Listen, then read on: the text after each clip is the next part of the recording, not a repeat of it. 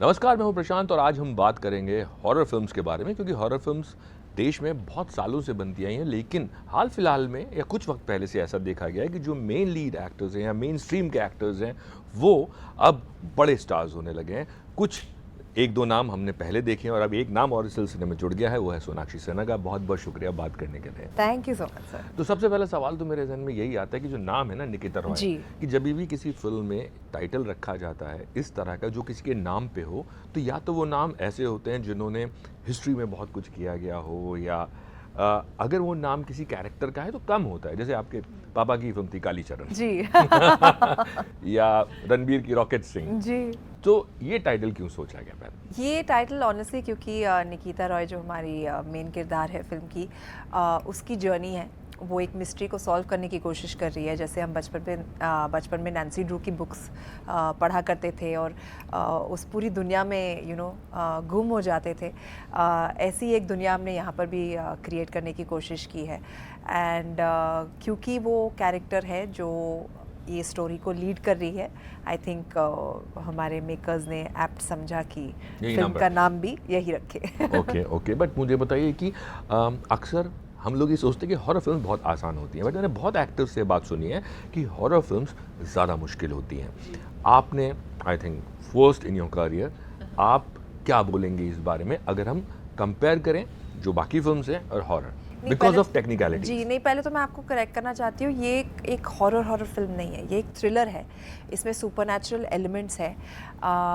कभी कभार आपको डरा देगी, कभी कभार आपको मतलब एकदम आपके सीट के एज पर रखेगी कि बहुत सारे ट्विस्ट एंड टर्न्स है, आपको पता नहीं चलेगा क्या कब हो रहा है, क्यों हो रहा है। एंड यही जर्नी है जो निकिता रॉय आपको साइकोलॉजिकल थ्रिलर बोल सकते हैं। साइकोलॉजिकल थ्रिलर भी है जी। तो एक बहुत ही थ्रिलिंग फिल्म है ये, more than horror I would say. इससे पहले मैं एक हॉरर कॉमेडी कर चुकी हूँ जिसका नाम था काकुड़ा। काकुड़ा जी। तो बहुत ही रितेश अलग के साथ। जी, रितेश और साकिब के साथ, और बहुत ही अलग है उससे जो इसकी कहानी है। तो yeah it's more of a thriller than a horror film. But आपके सवाल पर वापस आते हैं, आपने कहा कि हॉरर करना ज़्यादा मुश्किल होता है, कुछ लोगों ने कहा है। मुझे बहुत मज़ा आता है क्योंकि जब ऐसी चीज़ें और ऐसी सिचुएशन में आपको डाला जाता है जहाँ पर आप कभी गए नहीं हो, आपने कभी एक्सपीरियंस नहीं किया है, तो वही तो असली एक्टिंग होती है ना। Right. तो फिर आपको वो बनना पड़ता है, आपको वो सिचुएशंस इमेजिन करने पड़ते हैं, और वो भी ग्रीन क्रोमा के सामने, जी, और आपको वो क्रिएट करना होता है।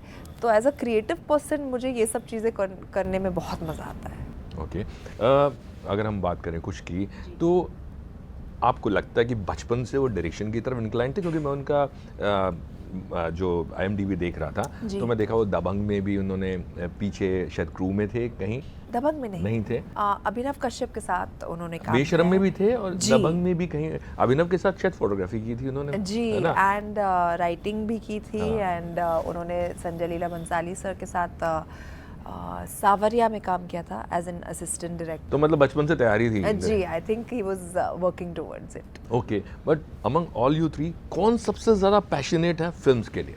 फिल्म्स के लिए मुझे लगता है कुश या कुश फॉर श्योर। ओके, क्योंकि वो एक्चुअली ग्रोइंग अप ऑल्सो मैं ज़्यादा इंटरेस्ट रुचि नहीं रखती थी फिल्मों में, मैं देखती भी नहीं थी इतनी फिल्में। मैं पापा की 5-6 फिल्में देखी होंगी। कौन सी देखी आपने? कालीचरण, विश्वनाथ, एक फिल्म खुदगर्ज, एक फिल्म थी होशियार, खून भरी मांग, मुझे बहुत पसंद था उनका role as a photographer as well. Vishwanath नहीं देखी आपने? विश्वनाथ भी देखी है जी। तो मतलब गिन चुन के कुछ फिल्में देखी हैं। तो ग्रोइंग अप मेरा इंटरेस्ट ज़्यादा स्पोर्ट्स में होता था। मैं स्कूल जाना बहुत पसंद करती थी, मैं स्पोर्ट्स खेलती थी स्कूल में। बाकी स्कूल वाले नहीं थे क्या? हाँ? बाकी दोनों स्कूल वाले नहीं थे उनको पढ़ाई से दूर? वो लोग तो फिल्में पढ़ी भी है। इनफैक्ट कुछ ने डायरेक्शन का कोर्स भी किया है, सो जो लोग फिल्मों में इंक्लाइंड होते हैं ना, उनको पढ़ाई में ध्यान नहीं वो होता। पहले से ही मतलब वो सारी प्लानिंग करके रखते हैं ना, तो मैंने तो ऐसा कुछ किया ही नहीं था। तो I think Kush is most passion. But बताओ कि जब आपने पापा की फिल्म्स देखी होंगी, कोई ऐसा लुक था जिसको देख के आपने कहा पापा आपने ये लुक में ना आप बड़े अजीब लग रहे हैं, या आप पापा वाली फीलिंग नहीं आ रही है? जब रक्त चरित्र में उन्होंने अपनी मूछें मुंडवा दी थी that was the first and last time मैंने पापा को देखा था बिना मूंछों के। ओके, या तो मुझे बहुत अजीब लगा। राइट। कुछ ने कहा आप अंडर यूटिलाइज्ड एक्टर हैं, क्या आपको भी आ सकता है? पहली चीज़। और दूसरा, आफ्टर हीरा मंडी आपको लगा कि लोगों ने, जो खासतौर से फिल्म मेकर्स हैं, उन्होंने आपको एक अलग चश्मे से, अलग नज़रिए से देखना शुरू किया? आई थिंक अंडर यूटिलाइज थी, और फिर मैंने एज एन एक्टर कॉन्शियसली ऐसे डिसीजंस लेना शुरू किए हैं जहाँ पर ऐसे कैरेक्टर्स मैंने चुने जहाँ पर वो मुझे अंडर यूटिलाइज कर ही नहीं सकते।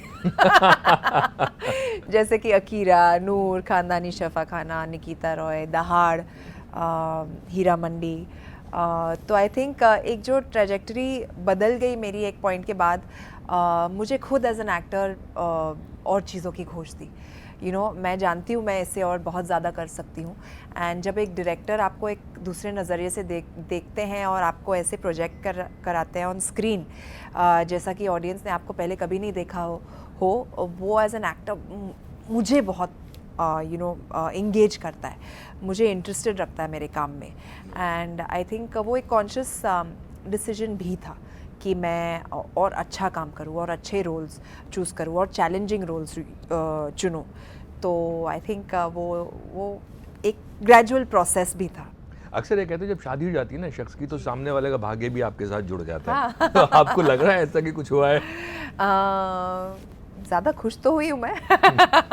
एंड आई थिंक थोड़ी बहुत चेंजेस तो आ ही जाती है। आई थिंक आप एक दूसरे के साथ पर्सनालिटीज़ बहुत मैच करने लगती है। बट ज़हीर और मैं पिछले 8 साल से एक साथ है, तो आई फील वो भी एक बहुत ही ग्रेजुअल प्रोसेस था, और आज जाकर I think we are both very happy where we are. उन्होंने क्या रिएक्शन दिया ट्रेलर देख के? उन्हें बहुत पसंद आया एक्चुअली। एंड हमने ये फिल्म काफ़ी समय पहले शूट करके रखी थी, and he didn't know what to expect. तो जब ज़हीर ने ट्रेलर देखा, he was like wow this film is looking really good, बहुत ही इंटरेस्टिंग लग रहा है, and he is rooting for it. And father as well. उसको कितने मार्क्स दिए उन्होंने डायरेक्शन में? आई थिंक डैड, हमारे पापा ऐसे हैं कि उनके बच्चे जो भी काम करें ना उनको बहुत पसंद आएगा। तो तो I think he is one of the most supportive fathers I have known of. And हम बहुत खुश नसीब है कि हमें ऐसे पापा मिले हैं जो हमें इतना इनकरेज करते हैं, जो हमें वो कॉन्फिडेंस देते हैं, जो हमें वो इनकरेजमेंट और छूट देते हैं कि आपको जैसा काम करना है आप वैसे करो, और जो काम कर रहे हो आप अपने ढंग से करो। So he is very very proud of both of us. Salman क्या बहुत क्लोज है? उनको दिखाया आपने ट्रेलर? उनसे कोई रिएक्शन आया? अभी फ़िलहाल नहीं, एक्चुअली मेरी बात नहीं हुई उनसे इस ट्रेलर पर, बट दिखाऊंगी। आपने अभी बोला है तो दिखाना पड़ेगा। उनका भी एक अपना रिएक्शन आएगा। बट मुझे बताइए कि ज़हीर के बारे में आप बात कर रही थी। ज़हीर, आपके अभी पिक्चर्स देख रहे थे सब लोग, हमने देखा, कौन डिसाइड करता है डेस्टिनेशन आप दोनों में से? ये हम दोनों साथ में करते हैं, क्योंकि ऐसे मतलब पॉइंट नहीं है ना कि अगर उसे कहीं पे जाना है और मुझे नहीं जाना है, या वो कहीं पे ऑलरेडी जा चुका है और मैं नहीं गई हूँ, तो और मैं गई हूँ और वो नहीं गया है। तो I think we always try to choose a new destination, and ये बहुत ही एक हम साथ में डिसाइड करते हैं। पार्टी में जाने से पहले आपको क्या पहन रहे हैं वो भी कई बार चूज़ कर लेते हैं, या जाके अच्छा जो लेके आते हैं वो आपको पसंद आता है? यू नो व्हाट, कभी कभी तो मैं ऐसे उसको देख लेती हूँ वो क्या पहन रहा है, फिर मैं मैचिंग कर लेती हूँ उसके साथ। Very good. और कभी कभी तो ऐसे हो जाता है कि हमने देखा भी नहीं है और डिसाइड भी नहीं किया है कुछ आपस में कि क्या पहन रहे हो क्या नहीं पहन रहे हो, and we end up wearing matching clothes. Wow, इसका मतलब फ्रीक्वेंसी कमाल की। हाँ, मतलब ये कनेक्शन अच्छा है। राइट।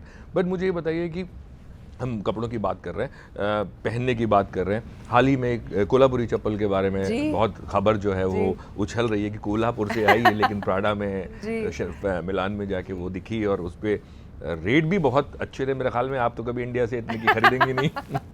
नहीं, मैं ओरिजिनल कोल्हापुरी पहनूंगी। जी। बट कैसा लगता है आपको जब आप इस इंडस्ट्री में हैं, और कोई आदमी, फिल्म इंडस्ट्री में भी होता है कि स्क्रिप्ट चुरा ली जाती हैं, और यहाँ पे तो पूरी की पूरी कोल्हापुरी चप्पल जो है उसको नाम भी नहीं दिया गया, इंडिया का कहीं मेंशन भी नहीं है। बट आई थिंक सबको पता है ना, एंड जिस तरह से बवाल मचा है उसके बाद सबको पता लग ही गया है कि ये इंडिया से आया है।